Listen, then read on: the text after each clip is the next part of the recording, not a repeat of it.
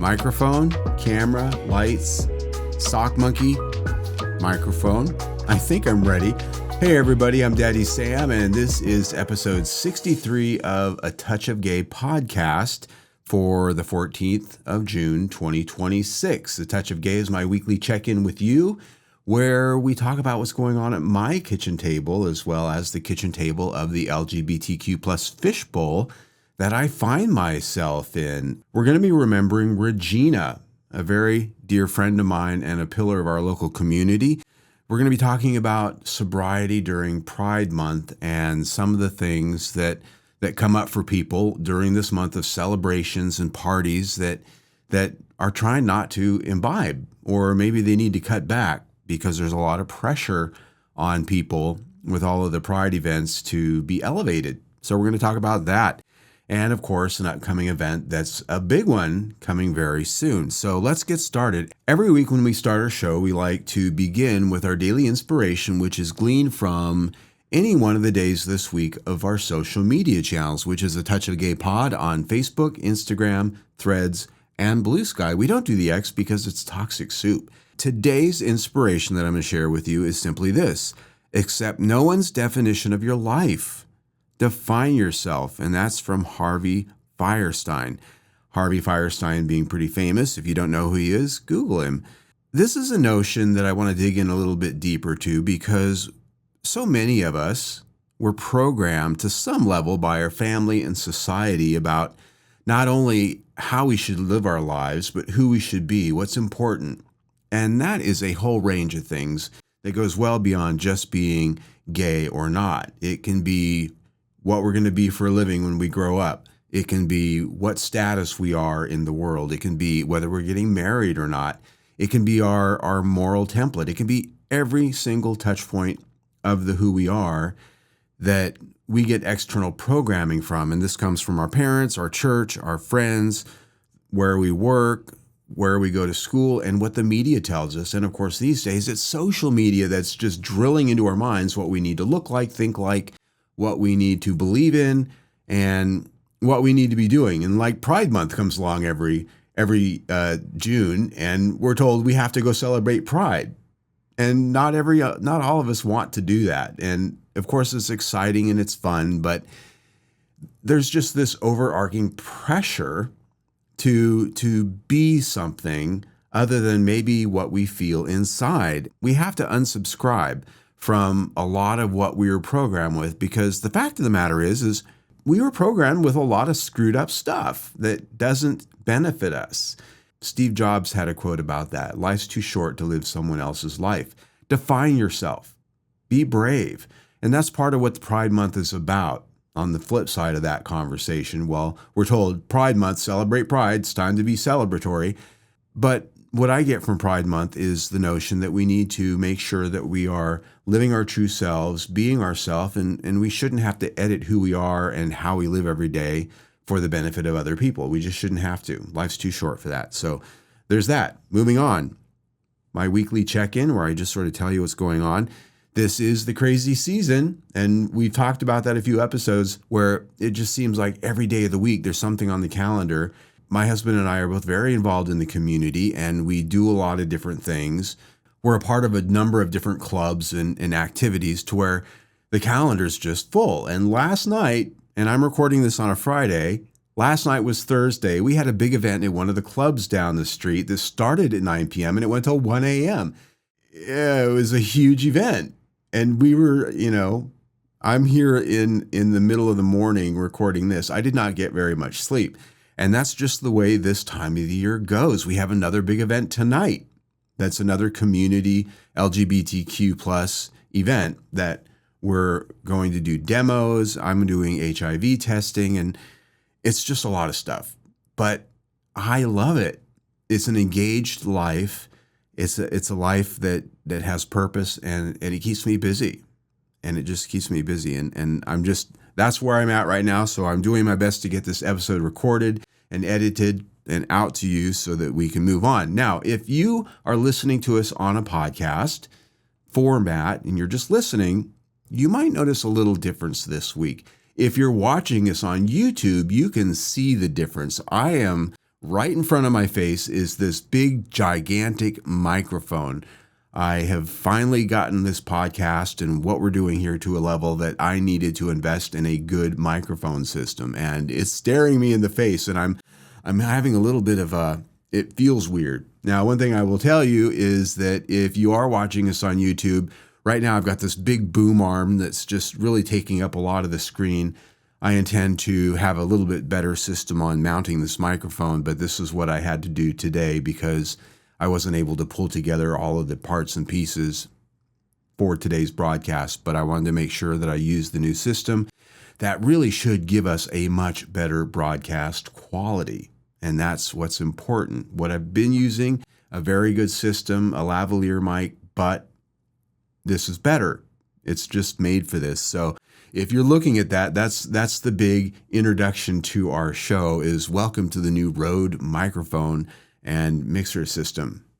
And as I sit here right now, I have no idea if it's going to work well. I hope it does because it costs a lot of money.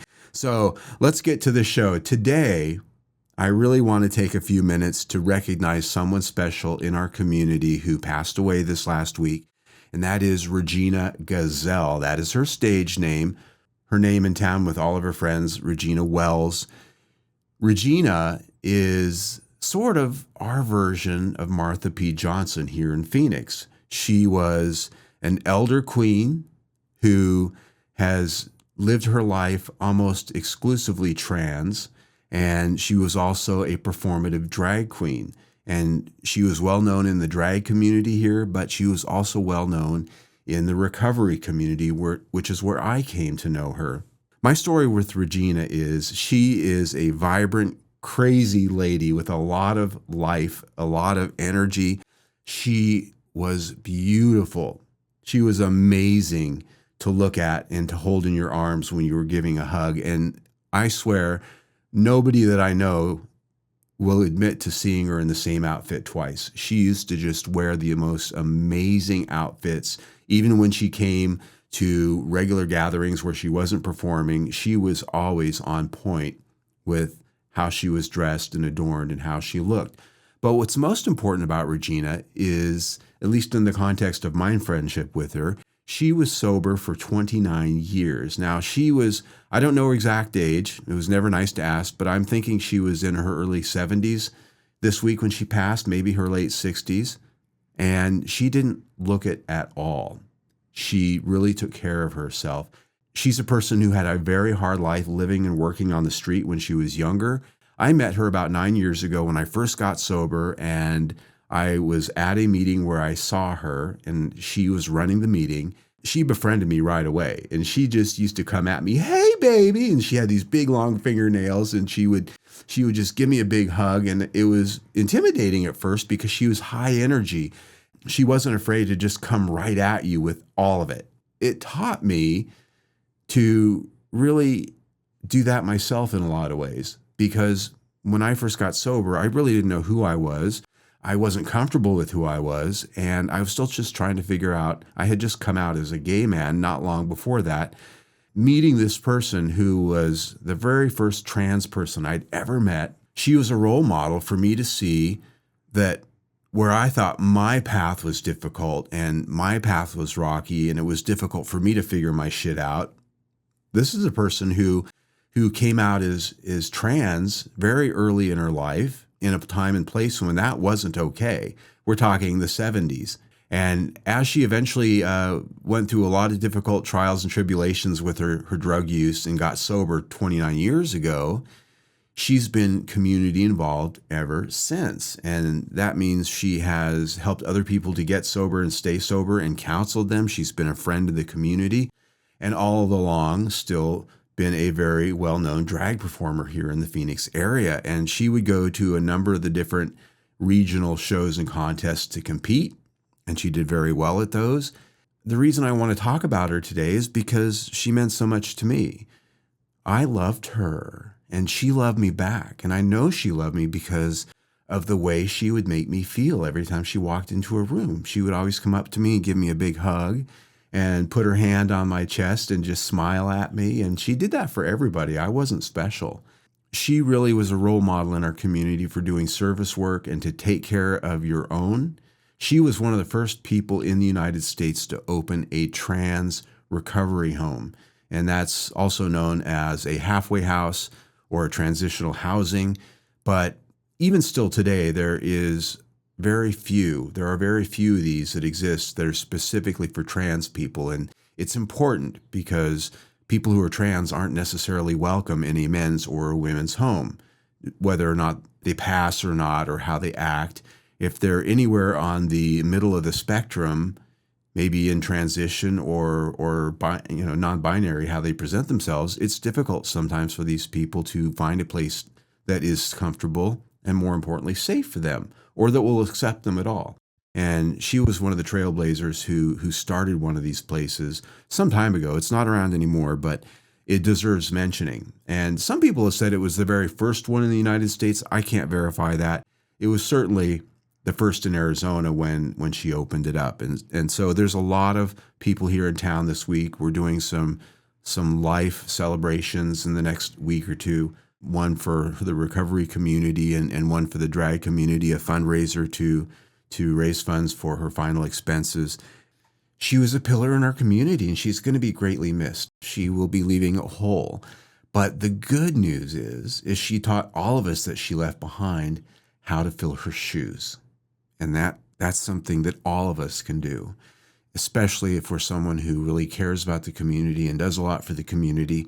The best thing that we can do is groom those people behind us that will take our place whenever it is that we step off the train. So there's that. Regina Gazelle, Regina Wells, I love you. So moving on, we're going to talk about sobriety during Pride Month. Now, Pride Month, depending on where you live, is celebration, celebration, celebration. There's parties, there's circuit parties, there's a parade, there's the big Pride event. And so many of these Pride events and all of these circuit parties are based around getting elevated, drunk or high, whatever it is for you. There's a lot of pressure to really incorporate that as part of the scheme. And not so much anymore this year because of all the corporate sponsorship, but I remember past Prides just being full of big billboard ads and ads in the magazines from alcohol companies with their Pride advertising. And it was all about the different brands of these alcohol dressing themselves up for Pride. And that added to the allure of drinking and just really going all the way there during Pride Month. But if you're somebody who doesn't necessarily drink a lot, maybe you don't use drugs, or maybe you're in the practice of recovery from addiction from these things, Pride Month can be very difficult and triggering for a lot of people. And so I just wanted to take a couple of minutes to recognize that. I'm a person who's sober. I've been sober for a little over 9 years. I have been able to find a very comfortable way of enjoying all of the Pride events and celebrations without it being an issue for myself. But it didn't happen overnight. One of the things that you have to recognize is that Pride does not need to be about the bars, the clubs, and the parties. It doesn't need to be about that. And that's why here on the podcast, we talk a lot about what Pride is in terms of what it means to us personally and what it means to our lives and how we live it. Put greater meaning in there than just the party, just dressing up and going out and walking the parade. Those are fun things, but if you put more purpose and pride than that, that goes a long way to not feeling like you're missing out on some of the extras. Seek out sober friends, groups, and events. There are plenty of them.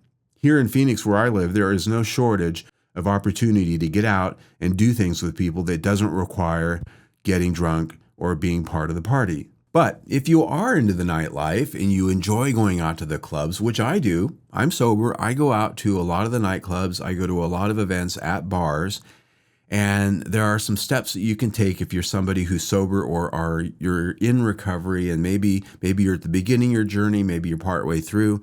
Some of the things you can do to enable yourself to get to the place where you can go do these things if you don't want to miss out, because being sober doesn't mean missing out. It doesn't mean not going out and going to these places, but you do have a few things you need to do. Be honest about your triggers.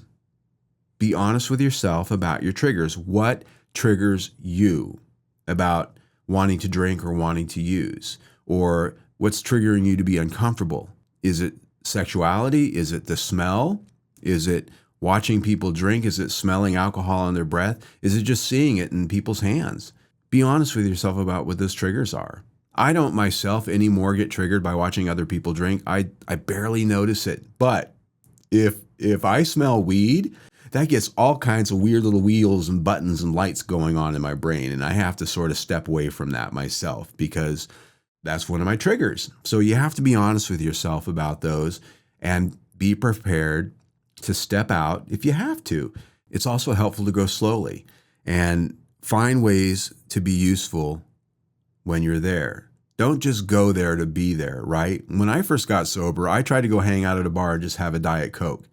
And it was pretty boring pretty fast. There wasn't much for me to do there. Nowadays, when I go to a bar or a club, it's usually because I'm attending an event. And more often than not, I am participating in that event in some way, shape, or form. Either I'm volunteering to help run it, or I'm just a participant in the event. I have a reason to be there. I'm not just going to show up and wait for something good to happen in my life. I'm not going there to meet my next lover. You know what I'm saying? So find ways to be useful instead of just being there. The next thing is, for a lot of people, it's helpful to just keep a drink in your hand, a soda water, a virgin drink, whatever it is that you like to drink that's not alcohol. It's helpful to just keep that drink in your hand so you feel like, it's like when you quit smoking, you have that fixation where you have to have something in your fingers or something in your mouth. It's the same thing with alcohol. If you're in that thing, have a drink in your hand. Because a lot of people have anxiety about, oh, people are going to ask me why I'm not drinking. Or they'll say, what are you drinking? Or they're going to look at me funny because I'm not drinking. Well, the reality is that just simply isn't true. Nobody really gives a crap whether you're drinking or not, has been my experience. Nobody really asks. Nobody really cares. And when they do, you just tell them, I'm having a Red Bull or I'm having a tonic and water, whatever it is. But have a drink in your hand. It reduces the pressure a lot more than you think in that way, if that's a concern for you. And the last thing is, sobriety doesn't mean never being able to go out again, but it does mean knowing when to leave. And there does come a point for me when it's time to leave the party. For me, that point is when people really start getting sloshed, start bumping into me, or they're breathing alcohol in my face, or the smell of weed starts getting really thick. Those are my indicators that it's time for me to leave. I've had my fill. And one of the benefits of being sober is you can be honest with yourself about when you've had your fill. I'm done here. I've gotten my $10 cover charge out of this place. You know what I'm saying? Or I've gotten my $20 ticket price out of this place. I don't need to keep standing around here and getting drunker and drunker and drunker. I used to never leave a bar until I didn't remember leaving a bar. So when you're sober, you get to choose that time and learning when that time is. And that last little punch list I went through, I want to thank my friend Matthew P. in Chicago for posting that. So thank you very much. So we do have an event coming up. It's just next month. It's the Up Your Alley Fair, also known as Dory Alley in San Francisco, July 26, 2026. This is a smaller version of the Folsom Street Fair, which happens in September, but it's a little bit more tailored to men and leather. The Folsom Street Fair is a wonderful event. We've talked about it before. I have been to it. I had a lot of fun there, but it is a much broader coalition of leather, fetish, and kink. There are men, women, there are trans people there, there are people all over the spectrum, but there are also families pushing kids around in strollers next to people who are naked and having sex in the street. It's kind of a weird dynamic. It's a lot of fun. You can go there and be yourself, let it all hang out. You can do it in the street, but you also need to be prepared to do it in front of a mixed audience. Where Dory Alley is a little bit smaller in the way of footprint. It's a little bit more focused, and it's a lot more free revving if you're going there to hook up, have sex, and be a pig out in public. And so it's very sex positive. It's featuring rubber, sportswear, heavy leather, BDSM gear. Legal nudity is permitted within the event footprint. The streets are just lined with dozens of adult vendors, sound stages, live DJs, go-go dancers, and kink performance areas. So it's very much like the Folsom Street Fair, just much more focused, and the footprint is just a little bit smaller. The main Sunday fair, it's a one-day event, but the entire weekend is full of parties. It's full of other events, nightlife, like we talked about, all weekend long. It's a free event, doesn't have a ticket price. You can go to their website, folsomstreet.org. It's on our screen. If you're watching us on YouTube, it's down in the show notes. If you're listening to us on the podcast, my biggest recommendation is try to stay in a hotel that's within walking distance so you don't have to worry about transportation, because transportation in San Francisco sucks. It just does. It's a dense place. There are a lot of people, and especially for this event, if you're going to use Uber or Lyft, fine. Waymo, fine, but you're going to wait for that, and you're going to pay a premium for that. I have gone down there with the Folsom Street Fair and found it just wonderful to stay at a hotel within walking distance. I can just go out of the hotel, walk right over to where it's going on, and don't have to worry about any of that car stuff. Highly recommended. If you're flying there, you can take a train right downtown where it's going on. You don't even have to rent a car. So that's my best suggestion. Up your alley fair. It's a lot of fun. You got to go. If you want to go have fun in the streets, and if you know what I'm talking about, this is the one to do. I actually have not been to it. I've been to Folsom Street Fair, but this event comes up so close to IML, which just passed, and I don't have any travel money right now. It's all done. So that is it for the main content of our episode today. If you are listening to us on the podcast platforms, you can find us on all of the big platforms out there on the screen right now. If you're watching us on YouTube, you can see all the little colorful chiclets of all the different platforms we're on. And if you are watching us on YouTube, well, this is our flagship channel right here. This drops every Sunday on all of the podcast platforms, and it drops sometimes Friday and usually on Saturday on YouTube. So you can see us a little bit early. You can hear the show a little bit early, and you can see what I'm wearing. And today I am wearing my rainbow pig shirt from gruntstar.com. Gruntstar is a retailer online of gay, kink t-shirts and other little gifts and doodads. Gruntstar.com. And so this shirt is from them. And then I'm also wearing my Berlin bar vest, which this is the one that I made that has the Arizona leather flag on the back of it that I wore. It made its debut at IML this year. And it's just a nice soft black leather with contrast stitching. I love it. It's comfortable, and it fits me now that I put on a couple pounds since I bought my initial leathers some time back. You can follow us on all of our social media. That is Facebook, Instagram, Threads, and Blue Sky. We don't do the X because it's just full of people wearing red hats now that just give us all a bad time if we're anything but them. So we don't do that. We don't do that. Blue Sky is the place when it comes to a Twitter alternative, and we're doing just fine there. Thank you. Follow us there, and well, you get to see things you might not see on Instagram every now and then. And the last thing I would tell you is you can also find us on gayphx.com, a 24/7 gay streaming radio station based out of Phoenix, but you can listen to them anywhere. Our podcast is played 10 a.m. every Monday, and then all the rest of the week, rebroadcast of previous shows can be heard at the same time. And then the rest of the 24 hours, they have their own podcasts. They have other shows. They have events, news, and 24/7 music. So check them out. That's it. Thank you for being with us. If you're watching us on YouTube, you can see our latest video right to my left, your right, and right below that, you see a big round logo where you can subscribe to our YouTube channel. Please do subscribe. We need to build up our subscriber base. And if you're listening to us on a podcast platform, please do subscribe there and you'll get us every week. Yeah.